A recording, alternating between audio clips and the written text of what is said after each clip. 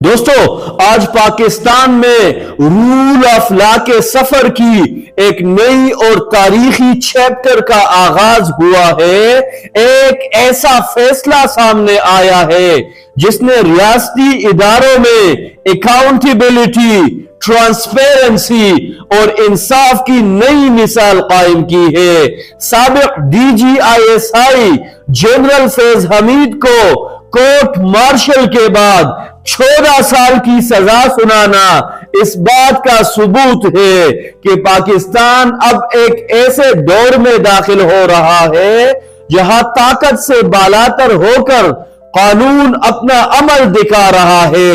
یہ فیصلہ نہ صرف اداروں کے اندر کی انٹرنل ڈسپلن کو مضبوط کرتا ہے بلکہ قومی سطح پر بھی ایک اصول طے کرتا ہے کہ اختیارات کا غلط استعمال کرنے والے کو جواب دہ ہونا ہوگا۔ جنرل عاصم منیر کی قیادت میں یہ فیصلہ ایک بولڈ سٹیپ کے طور پر دیکھا جا رہا ہے۔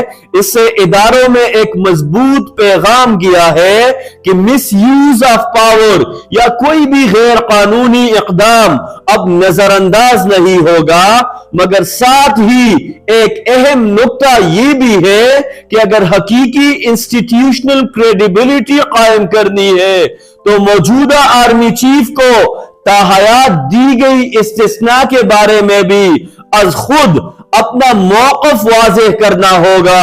اگر وہ یہ اعلان کریں گے کہ مجھے بھی کوئی استثناء درکار نہیں، میں بھی قانون کا برابر تابع ہوں، تو اس سے عوامی اعتماد، انٹرنیشنل پرسپشن اور ریاستی اخلاقی معیار مزید بلند ہوگا۔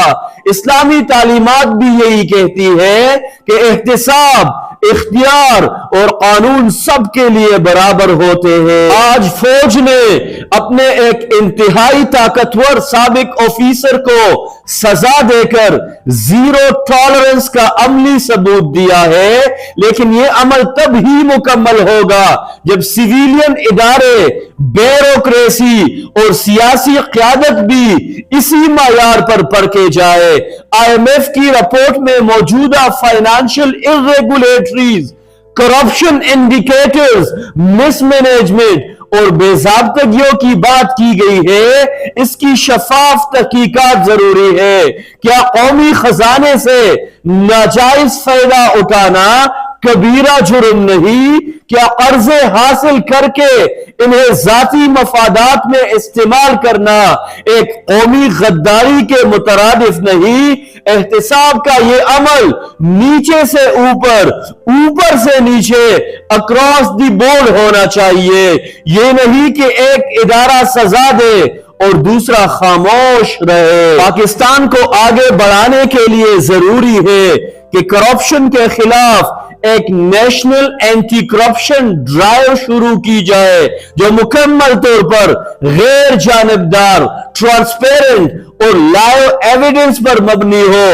عوام کو حق ہے کہ وہ دیکھے کہ ان کے قومی اداروں میں کون ایماندار ہے اور کون امانت میں خیانت کرنے والا ہے، چاہے سیاسی جماعت جو بھی ہو، چاہے وہ پیپل پارٹی ہو، چاہے وہ مسلم لیگ نون ہو، چاہے وہ تحریک انصاف ہو یا کوئی اور جماعت۔ نو پولیٹیکل شیلٹر، نو ہڈن ڈیل، نو کمپرومائز۔ قانون سب کے لیے یکساں ہونا چاہیے۔ اگر کسی بیوروکریٹ، وزیر، مشیر، رکنی اسمبلی یا کسی طاقتور شخصیت نے قومی خزانے پر ہاتھ ڈالا ہے تو اس کے خلاف سخت سے سخت قانونی کارروائی ہونی چاہیے تاکہ پاکستان ایک صاف، مضبوط اور باوقار ریاست کے طور پر دنیا کے سامنے کھڑا ہو سکے۔ دوستو ہمیں ہمیشہ یاد رکھنا چاہیے کہ انصاف کا سفر کبھی ایک فیصلے یا ایک فرد کی سزا سے مکمل نہیں ہوتا۔ یہ ایک مسلسل ریفارم پروسیس ہے، ایک مقدس ذمہ داری۔ پاکستان اسی دن ترقی کی دوڑ میں شامل ہوگا جب احتساب سلیکٹیو نہیں بلکہ کولیکٹیو ہوگا، جب ادارے طاقت سے نہیں قانون سے چلیں گے، جب قوم کا مفاد ہر ذاتی گروہی اور ہر سیاسی مفاد پر غالب ہوگا، یہ وطن ہم سے سچائی، دیانت اور شفافیت کا مطالبہ کرتا ہے۔